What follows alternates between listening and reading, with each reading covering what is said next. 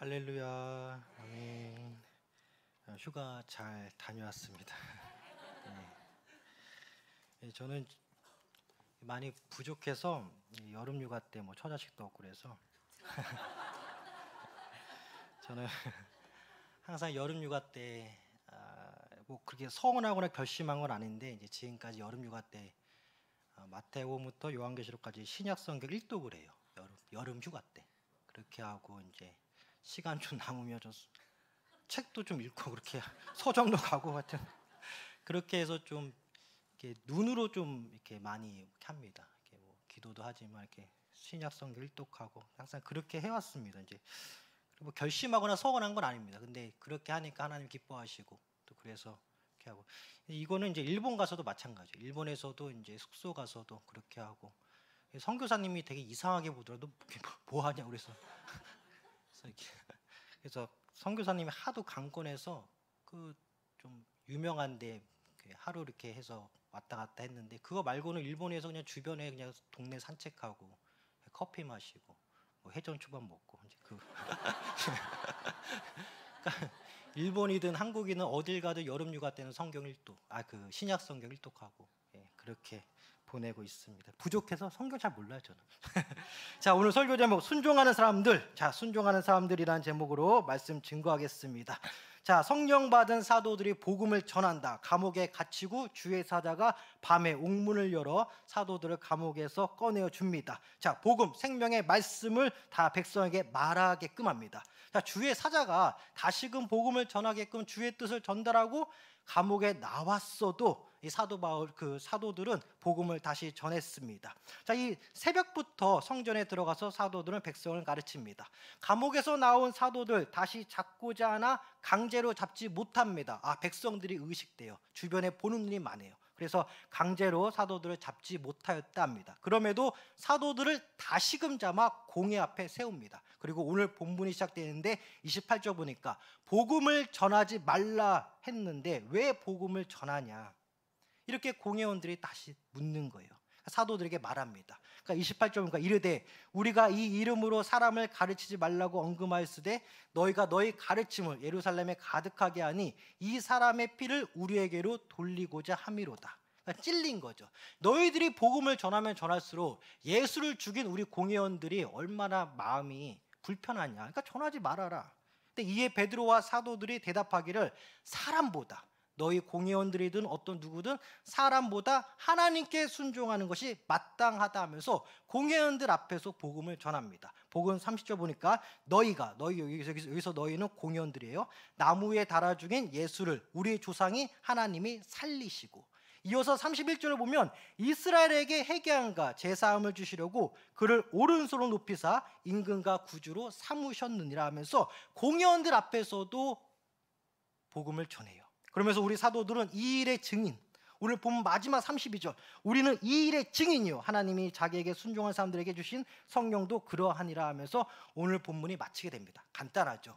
복음을 전하다 감옥에 갇히고 주의 사자가 또 꺼내서 또 전해 새벽부터 성전에 들어가서 또 전하고 공회원들이 잡으려다가 보는 눈이 많으니까 잠잠히 있다가 공회로 다시 잡아들여서 왜 전해? 너희들 전하면은 우리 공회원들 입장이 곤란하잖아. 아니요. 우리는 사람들한테 순종하지 못하고 하나님께 순종합니다. 너희가 죽인 예수 우리가 전한다 하면서 정했습니다. 그리고 책찍질하여 다시 사도들을 이제 영원히 풀어주죠.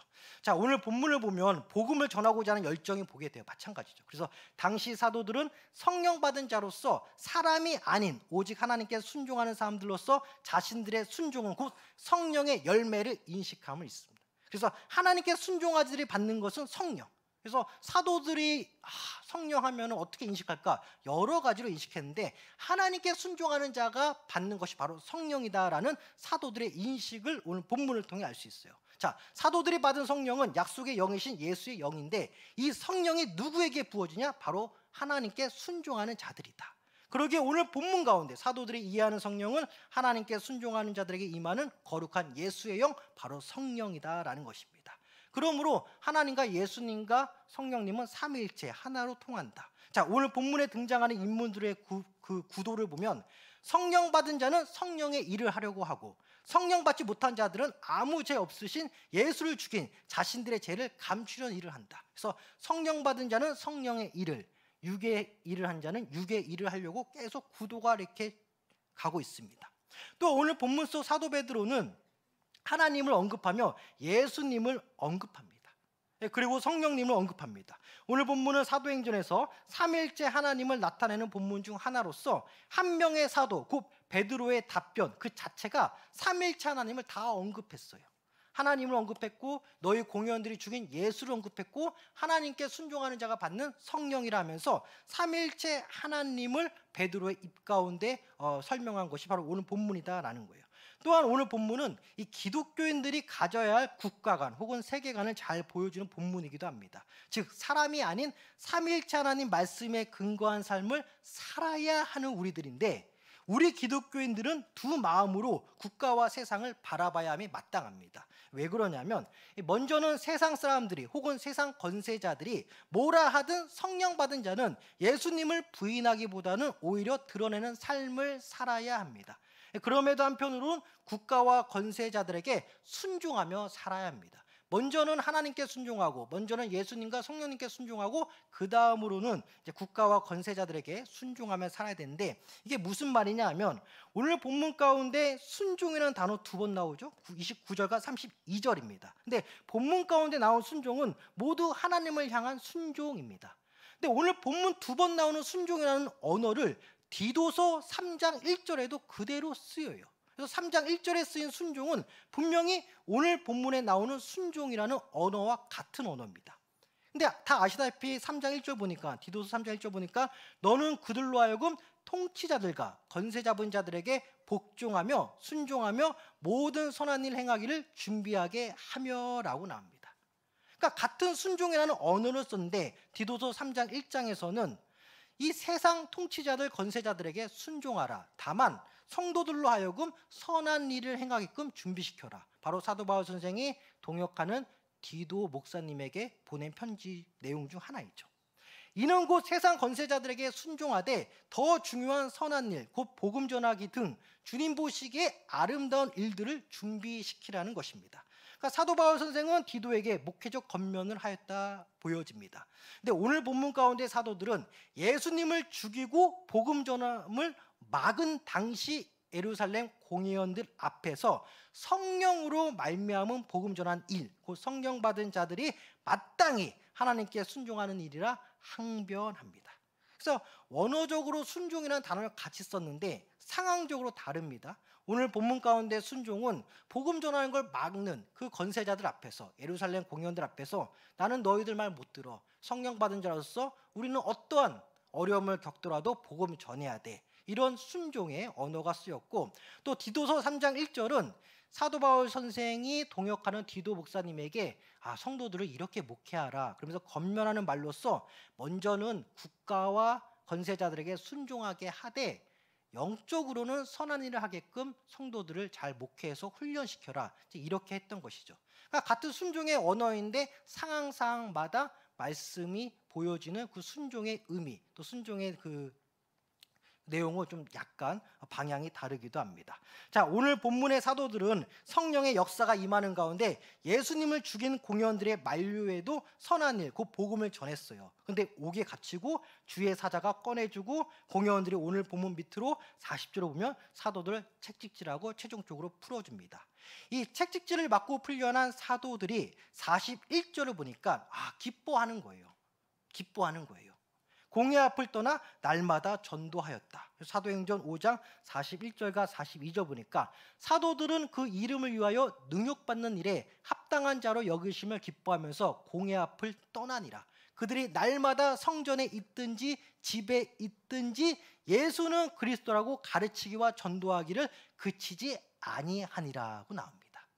그러니까 사도들은 책찍질 당하고 감옥에 갇히고 또 나오면은 집이든 성전이든 거리든 전도하기와 가르치기를 그치지 않았다. 순종하는 사람들, 하나님께 순종한 사람들 성령 받았는데 성령 받은 사람들이 이렇게 어두운 시대에는 이렇게 활동을 하고 또 디도서와 같이 그 그레데 섬에는 복음 전하는 걸 막진 않았으니까 이렇게 잘 권면해서 주의 그 권세자들, 세상 권세자들에게는 뭐 잘 순종도 하되 진짜 우리의 목적은 선한 성령의 일을 하게끔 성도들을 훈련시켜라. 이제 이렇게 같은 순종의 언어지만 이렇게 상황에 따라 이렇게 쓰임 받았습니다.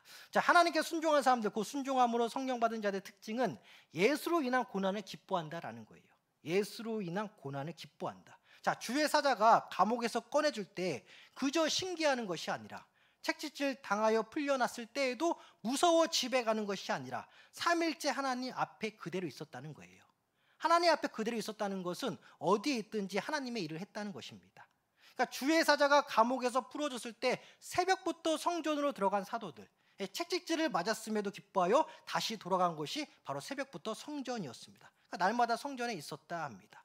사실상 오늘 본문서 성령 받은 사도들은 복음 전함을 가로막고 예수를 죽인 공회원들을 사실상 용서하였다 이해되어집니다. 용서하였다. 왜 용서라는 개념이 나올까? 사도들은 하나님만 바라보고 달려왔어요. 그리고 공회원들이 어떻게 하든 간에 상관없이 맞으면 맞고 감옥에 갇히면 갇히고 그래도 나왔어도 하나님의 일을 했어요. 근데 여기서 어떻게 사도들이 공회원들을 용서했다라는 개념이 도출될 수 있을까? 하나님께 순종한 것인데 성령 받은 사도들이 베푸는 용서는 세상과 다릅니다. 성령 받은 자가 행하는 용서는 그 중심이 하나님이에요. 사도들 입장에서 공회원들은 인간적으로 원수죠. 왜? 우리들의 선생을 죽였으니까. 아무 죄도 없는 우리 선생 예수를 이스라엘 예루살렘 사람들 선동하여 죽이게 하였으니까 그 공회원들 뒤에서 선동했잖아요. 원수죠. 사도들 입장에서 공회원들은. 이런 원수들이 자신들의 죄가 드러나는 것이 두려워 복음 전하는 사도들을 가두고 또 채찍질하였습니다. 공회원들은 예수를 죽이는 것도 죽였지만 그 예수의 제자들도 죽이진 않았지만 그들에게 겁을 주었죠. 감옥에 갇히게 하기도 하고 채찍질하기도 하고 또 복음 전함을 막았습니다. 이때 사도들의 반응은 인간이 아닌 하나님께 순종한다면서 오늘 보면 30절 다시 보면 너희가 나무에 달아 죽인 예수라고 분명히 말합니다. 너희 공회원들이 죽인 예수. 사도들은 정확히 알고 있습니다. 인간적으로 용서가 힘든 당시 공회원들의 잘못을 정확히 알았죠. 성경적인 용서는 나에게 상처를 주고 나에게 가해한 자들의 언행들을 빨리 잊어버리는 것보다는 성경적인 용서는 오히려 내가 받은 상처와 가해자들의 언행들을 정확히 기억하는 것부터 성경적인 용서가 출발을 해요. 세상 용서와 다르죠. 세상은 용서하라고 하면 빨리 잊으라고 합니다. 근데 사람이 잊혀지진 않아요. 그건 정말 세상적인 바보 같은 생각이에요. 성경적인 용서는 용서할 때 하더라도 용서의 그 시작점은 당신이 나에게 준 상처, 당신이 나에게 가한 언행을 나는 정확히 기억한다로부터 성경적인 용서가 시작이 돼요. 뱀같이 지혜라고 하신 예수님의 말씀처럼 성경적인 용서는 그 사람을 대하는 데 있어서 하늘로부터 지혜를 얻고자 하는 신앙적 반응에서부터 시작되어지는 측면도 있습니다. 그러니까 세상 용서와 성경적 용서는 좀 다르죠. 세상은 빨리 있고 뭐 어떻게 뭐 빨리 하야하고 뭐 그런다는데 성경적 용서는 굉장히 천천히 또 정확히 내가 받은 상처와 가해자의 언행을 정확히 기억하는 것. 여기서 어떻게 저 사람을 용서하며 어떻게 저 사람을 대할까로부터 하나님께 기도로서 그 지혜를 구하는 그 반응의 시작, 신앙적 반응의 시작부터 그 사람을 향한 용서의 여정이 시작되는 거예요. 근데 세상은 빨리 잊으라고 해요. 근데 빨리 안 잊습니다. 그건 정말 사람을 몰라서 하는 얘기예요. 자, 그러면서 30절 후반부터 더 살펴보면 우리 조상의 하나님이 살리시고, 맞아요. 너희 공회원들이 죽인 예수 다시 살아나셨다. 너희들은 안 믿지만 다시 살아나셨다. 왜? 우리 조상의 하나님, 그 성부 하나님이 다시 살리셨다. 그래서 사도들은 공회원들 앞에서 복음을 전했습니다. 너희 공회원들이 죽인 주 예수 그리스도는 다시 살아나셨는데 너희들은 믿지 않지만 바로 성부 하나님이 살려주셨다. 성경적인 용서는 내가 받은 상처와 가해자들이 행한 언행을 정확히 기억하고 파악하면서 용서가 출발하되 끝에는 주님으로부터 오는 회복이 나에게 임하여야 그 용서가 비교적 완성이 됩니다. 그러니까 성경적 용서는 길어요. 세상 용서는 짧고 어떻게 급해요. 근데 성경적 용서는 길고 굉장히 천천히 들어갑니다. 나를 향한 상처, 나를 향한 그 가해자의 언행 천천히 생각하면서 하나님, 저 사람을 용서하고 싶은데 저 사람을 잘 대할 수 있는 지혜와 환경을 주시옵소서. 그 가운데 위로와 함께 내가 받은 상처를 하나님 안에서 천천히 아물어 가면서 그 사람을 용서하는 것. 이게 성경적인 용서죠. 즉 주님의 위로하심과 주님으로부터 받은 현재가 이해되어야 됩니다. 주님으로부터 오는 회복이 나에게 임해야 돼요. 그래야 성경적인 용서가 좀 완성이 됩니다. 그러니 사도들 입장에서 자신들을 감옥에 가두고 채찍질하여 풀어준 공회원들에게 욕하거나 같이 상대하거나 하지 않았던 것입니다. 왜? 너희들이 우리에게 준 상처와 언행을 다 기억해. 여기서부터 사도들은 공회원들을 용서하기 시작했으니까. 이미 다시 살아난 예수로 말미암아 사도들은 이해를 받았고 위로를 받았고 성령을 받았습니다. 그래서 결과적으로 사도들은 공회원들을 용서할 수 있었습니다. 오늘 본문 가운데 용서라는 단어 나오지 않아요. 하지만 정황상 성경적인 용서라는 개념을 도출할 수 있어요. 사도들은 담대하게 예수를 위해 능력받는 것을 기뻐할 수 있었습니다. 만약에 공회원들을 용서하지 않았다면 공회원들이 야, 또 때려? 감옥에 갇혀? 야, 우리 선생 죽이기 전에 우리까지 죽이려고? 맞대응할 수 있죠. 세상 용서는 이렇다는 거예요. 세상 용서는 빨리 잊어버리고 빨리 하해라. 그리고 그 다음날 또 싸워요. 이게 세상 용서예요. 근데 성경적인 용서는 그게 아니라고요. 내가 받은 상처와 가해자의 언행을 정확히 기억함으로 용서가 출발되고 하나님의 위로하심으로 용서가 절정에 달아 그 기간이 그 용서의 그 여정이 큰데 그 가운데 진짜 용서했으면은 내가 용서한 사람들이 나에게 또 뭘 하더라도 그때는 기뻐할 수 있는 거예요. 근데 이 용서의 여정을 겪지 않은 채 교회 안에서나 교회 밖에서나 용서했다 싶고 또 부딪히면 계속 반복되는 것이죠. 자, 사도들은 담대하게 예수를 위해 능력받는 걸 기뻐했다. 즉 성령 받은 자는 성경적 용서를 실천했다라는 거예요. 오늘 본문에 의지하여 성경적 용서는 상처는 사람으로부터 받았지만 이 상처를 회복시켜주고 나를 다시금 일으켜주실 예수님을 붙잡아야만 성경적 용서가 가능해지는 거예요. 근데 한 가지 추가할 것이 있습니다. 추가할 것이 있다. 자, 조금 전에 사도 바울 선생과 동역자 디도를 잠깐 언급하였어요. 사도 바울 선생이 용서라는 단어를 딱 한 번 아주 무섭게 쓴 적이 있습니다. 사도 바울 선생이. 고린도후서 13장 2절 보니까 내가 이미 말하였거니와 지금 떠나 있으나 두 번째 대면하였을 때와 같이 전에 죄지은 자들과 그 남은 모든 사람에게 미리 말하노니 나 사도 바울이 다시 고린도 교회에 갔을 때 그들을 용서하지 아니하리라 나와요. 굉장히 세게 말했습니다. 사도 바울 선생이. 이렇게 사도 바울 선생이 말한 이유가 있어요. 고린도 교회 안에 여전히 사도 바울의 사도성, 즉 사도직을 수행할 만한 자격이 바울에게 있냐라면서 사도 바울을 의심하고 반대하는 자들이 여전히 있었어요.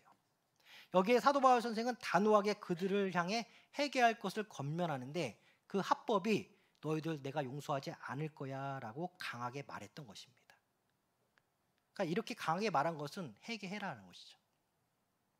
당시 고린도 교회 내 사도 바울을 다르게 생각했던 자들, 염두한 채 오죽하면 사도 바울 선생이 고린도서 13장 바로 앞장인 고린도서 12장에서 나 사도 바울이 나라는 표현을 정확히 안 했지만 천국 곧 삼층천에 이끌려간 사건을 언급했을까라는 생각이 들어요.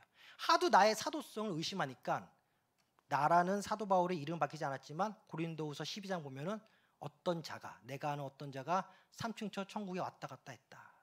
그건 사실상 자신 사도 바울을 가리킨 거죠. 그리고 13장에 와서는 나 너희들 용서하지 않을 거야 이렇게 기록하였지만 그 속뜻은 회개해 나 사도 맞아 이런 뜻이죠. 그러면서 사도 바울은 부족한 점이 있는데 이렇게 부족한 점이 생겨난 배경에는 하나님의 고의적인 섭리가 있었다고 고린도서 12장 9절을 말씀하고 있어요. 보니까 나에게 이르시기를 내 은혜가 내게 족하도다. 이 삼층천 갔다 오고 나서 이는 내 능력이 약한 데서 온전하여짐이라 하신지라 그러므로 도리어 크게 기뻐함으로 나의 여러 약한 것들 사도 바울이 또 여러 약한 것들을 자랑하리니 이는 그리스도의 능력이 내게 머물게 하려 함이라고 나옵니다. 그러니까 사도 바울이 나 정말 약해. 근데 이렇게 약하게 된 것은 그리스도의 능력이 내 안에 그대로 온전하게 있기 위해서 하나님이 나에게 고의적으로 섭리하신 나의 약함이야. 이렇게 12절 9절 말하고 고린도후서 13장 가서 나 너희도 용서하지 않을 거야 이렇게 나온 거예요. 자, 사도 바울 선생은 어떤 사람입니까? 결국 나중에 바나바와 화해한 사람이에요. 죽기 전 살아생전에 삼층전에 갔다 온 사람이에요. 살아생전 승천하신 예수님의 음성을 들은 자가 바로 사도 바울이에요. 이러한 사도 바울 선생이 단호하게 용서하지 않을 것이라고 말한 부류들이 있는데 바로 삼일째 하나님의 섭리로 고의적인 약함이 있는 나 사도 바울을 향하여 반대하는 그 사람들을 난 너희도 용서하지 않을 거야. 그러니까 회개해. 이렇게 말한 거죠. 이것을 보건대 사도 바울과 바나바의 결국 나중 하에서 서로 각자 주님께 회개함이 있었다라고 잠깐 엿볼 수 있어요. 그러니까 사도 바울 선생과 바나바가 크게 심히 다투어 결국 나중에는 화해했는데 그 가정가에는 각자의 회개함이 있었다. 결국 성경적인 용서는 상처받은 내가 삼일체 하나님 안에서 회복되는 또 다시 살림받는 역사가 일어나야 가능합니다. 다 이해가 되죠. 근데 이는 개인적인 회개 기도를 통하여 혹은 하나님의 섭리 가운데 지금 오늘이 이해되어지는 은혜의 역사가 일어나야 됩니다. 그러니까 나를 향한 상처, 나에게 가한 언행을 정확히 기억하여 성경적인 용서가 출발하고 하나님 안에서 위로하심을 받아 그 사람을 용서하는 데 큰 여정을 갖는데 그 가운데는 오늘이 이해되어지는 역사가 은혜의 역사가 일어나야 된다. 근데 중요한 것은 여기서 많은 이들이 착각을 하는 게 나는 하나님 안에서 회복되었어. 그때 그 상황과 그 사람의 입장이 이해가 돼. 이러면서 너무 성급하게 상대방을 용서한다는 거야. 상대방은 생각도 안 하고 있는데. 가해자는 가해자일 뿐인데 우리가 좋다고 우리 마음 편하자고 너무 성급하게 용서하는 거예요. 이거는 정말 세상적인 용서입니다. 그런 용서는 약하고 완벽하지가 않아요. 성경적인 용서는 무엇이냐? 나도 내 나름대로 하나님이 위로하시는 받는데 그 사람이 회개할 때까지 기다려주는 것. 사도 바울이 워낙 강하게 말했잖아요. 나 너희도 용서하지 않을 거야. 회개한 자와 회개하지 않은 자가 서로 용서해서 화해한다 싶은들 일주일 뒤에 또 싸워요. 그러니까 성경적인 용서는 내가 하나님께 위로함 받아서 그 사람을 용서하는데 큰 여정을 걷고 있습니다. 그간에 또 기도할 것은 그 사람도 자신의 잘못을 깨닫고 회개하기를, 회개의 영이 부어지기를 또 같이 기도해 주는 것. 그러니까 성경적 용서는 회개한 자와 회개한 자가 만나는 것. 물론 그 기간은 넓게, 크게, 좀 길게 봐야 됩니다. 그래야 성경적 용서가 거의 완성이 돼요. 그러니까 성급하게 너무 막 우리 좋다고, 내 마음 편하자고, 나 하나님께 회복되었어. 그 사람 용서하면 또 상처받아요. 그 사람은 안 변했거든. 그 사람은 가해자예요. 그대로 그 사람. 이 성경적 용서는 내가 받은 상처를 정확히 기억하고 나를 향한 가해자의 언행을 말로 할 수 있을 정도로 구체할 줄 알아야 된다.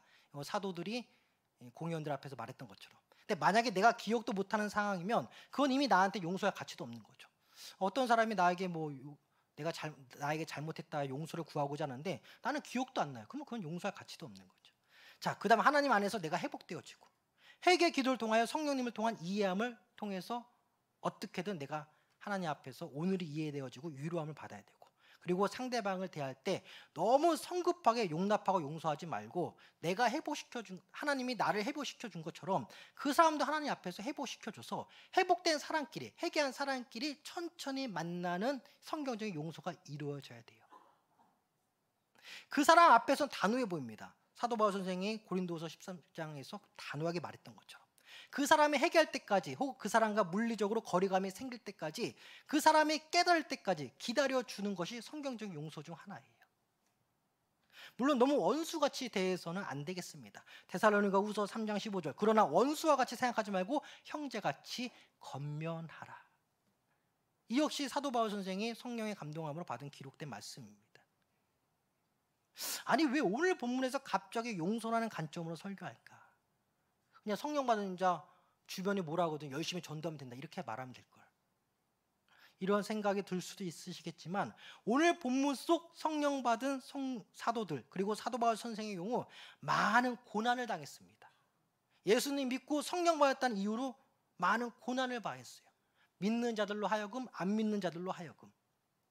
물론 지금 대한민국은 종교의 자유가 있습니다. 그럼에도 불구하고 이런저런 상황에서 알게 모르게 예수 믿는다 하여 교회 다닌다 하여 고의적인 상처가 우리에게 오는 것은 현실적으로 사실이에요. 교회 안에서도 교회 밖에서도 가정에서 더 그렇고. 이때 용서의 개념을 너무 오남용하지 않았으면 좋겠어요. 이 성경적인 용서는 기본적으로 긴 가정입니다. 긴 호흡을 가지고 사실상 냉정히 바라보는 게 용서예요. 성경적인 용서. 내 마음이 불편하다 하여 내가 속한 조직의 분위기를 위하여 성급하게 남을 용서하면 그거 잠깐이고 또 싸워요. 올바른 성경적인 용서가 될 수 없습니다. 내가 남에게 용서를 구하는 것은 최대한 빨리 하는 것이 좋아요. 왜? 내가 깨달은 게 있으니까. 내가 잘못한 게 있으니까. 근데 이는 성경적이면 성령받은 자의 표식입니다. 내가 빨리 깨달아서 남에게 용서를 구하는 것은 성경적인데 내가 피해자인데 피해자가 성급히 용서를 해버리면 성경적인 용서가 완성이 안 돼요. 그거는 세상적인 용서고 가벼운 용서고 가짜 용서라는 거예요.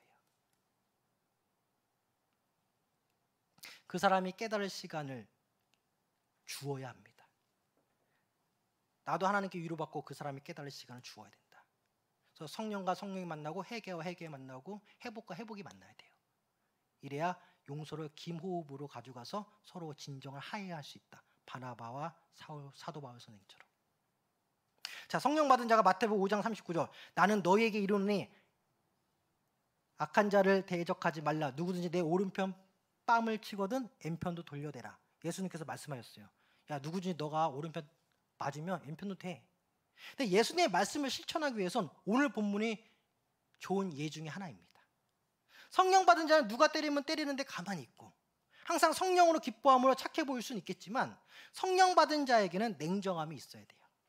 이는 용서에 있어서도 그대로 냉정함이 적용됩니다.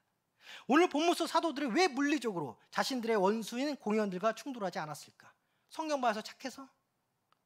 왜 책짓질 받아도 성령으로 기뻐하여 다시금 성전에서 복음을 전할 수 있었을까? 성령 받은 사람이나 착해서? 간단하죠. 원수인 공의원들을 용서하기 시작했기 때문입니다. 오늘 본문에 용서라는 단어가 나오지 않아요. 단어는 없지만 성령 받은 오늘 본문 속 사도들은 진짜 용서를 했어요.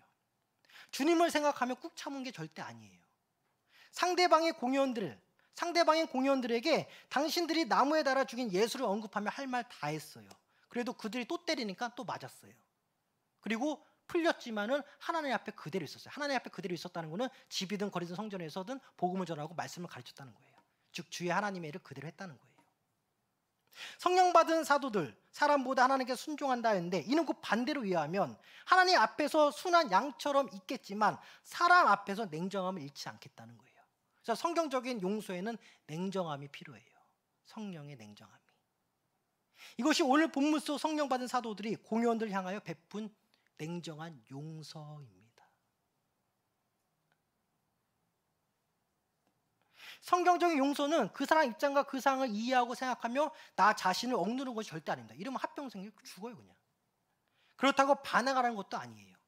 예수님의 본을 따라 타인을 섬겨하는 상황이면 섬길 수 있습니다. 사도 바울이 디도에게 목회적 권면을 하였던 것처럼 국가를 향해 사회를 향해 순종할 때 순종해야 됩니다. 우리가 세금 내야 됩니다. 하지만 내가 받은 믿음과 은혜를 위해서 어떠한 상처에도 주님으로부터만 받을 수 있는 기쁨과 회복을 충만히 누리는 가운데 사람을 대할 땐 각 상황에서 어떤 사람은 이렇게 어떤 사람은 저렇게 각 상황에 맞게 냉정하게 대할 지혜가 바로 성경적인 용서고 성령 받은 사람의 표식이에요. 이것이 성경적인 용서이지 않을까 생각되어집니다. 사람을 차별하는 건 절대 아닙니다. 사도 바울과 바나바가 그랬던 것처럼 성경적인 용서하에는 긴 가정 가운데 측면도 있고 또 오늘 본문 가운데 성령 받은 사도들 역시 받은 상처가 크지만 하나님 앞에 위로받고 그들을 용서했다. 그들이 또 때려도 또 맞았다. 예수님 믿지 않았으면 성령 받지 않았으면 사도들은 오늘 본문 같은 상황을 맞이하지 않았습니다. 절대 공의원들을 하고 부딪힐 일이 없죠.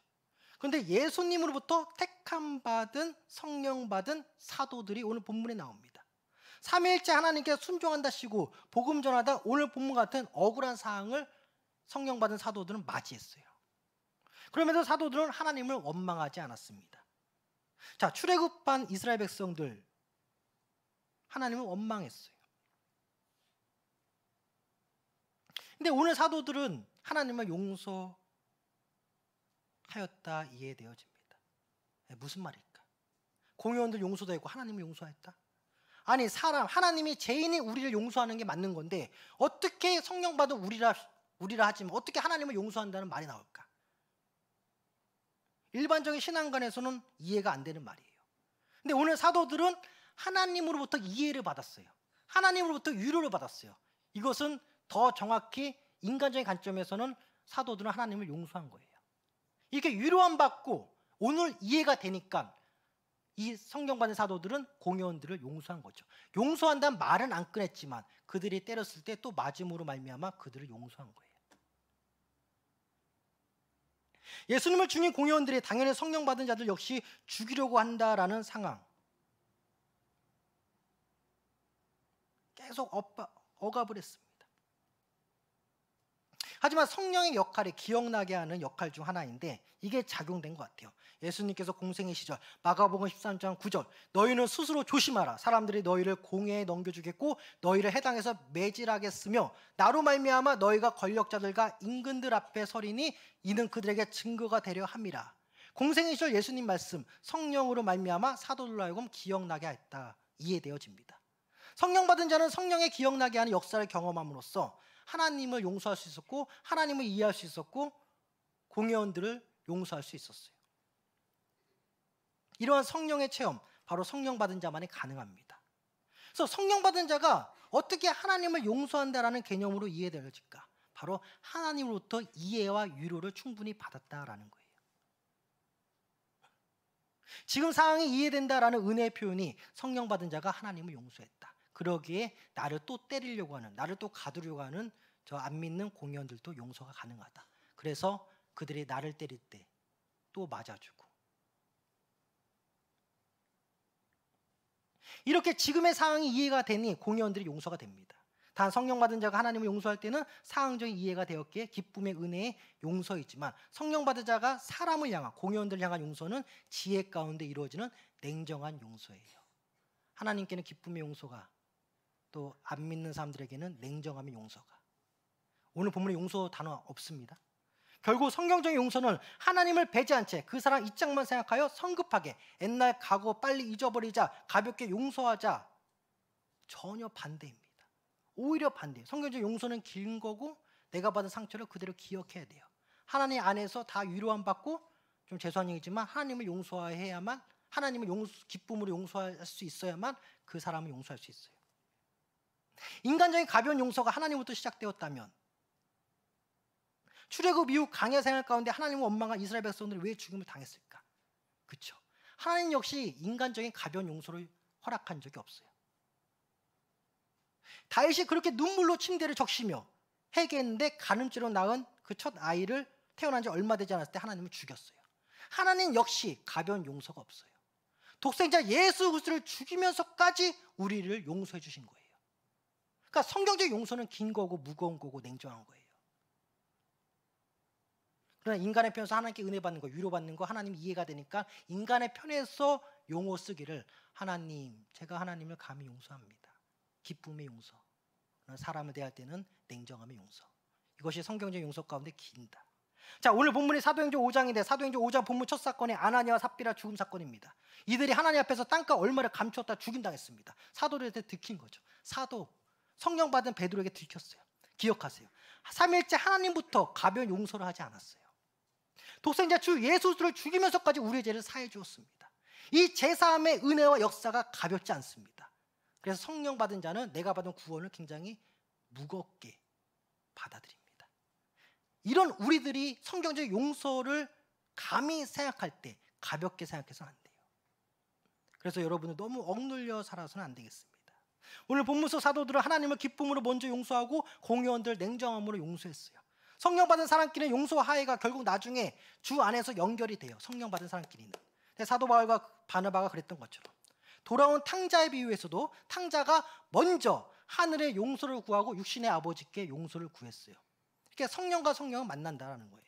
근데 성령 받은 사람과 성령 받지 않은 사람 간의 용서는 꼭 반드시 하해로 연결되지 않습니다. 하지만 그것도 용서예요. 성경적 용서예요. 이 점을 조심스럽게 구분하셔야 돼요. 성경적 용서, 성령과 성령. 그러나 성령과 비성령은 용서할 수는 있어도 끝내 하해할 수 없다. 이것도 성경적 용서 테두리 안에 포함된다는 것이죠. 이 점을 구분하셔야 돼요. 그래야 여러분들이 억눌리지 않아요. 예수 믿는 사람이니까, 난 착해야 되니까 무조건 용서한다. 이러면 여러분들만 더 수명 짧아지는 거예요.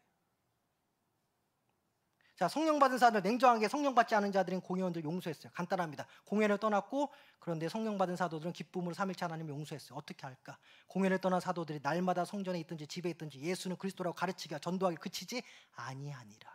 진짜 하나님을 용서하고 사람을 용서한 사람은 매일같이 하나님께 기도함으로 전도하기를 항상 한다.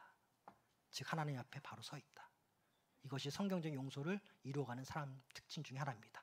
바로 성령 받은 사람. 기도하겠습니다.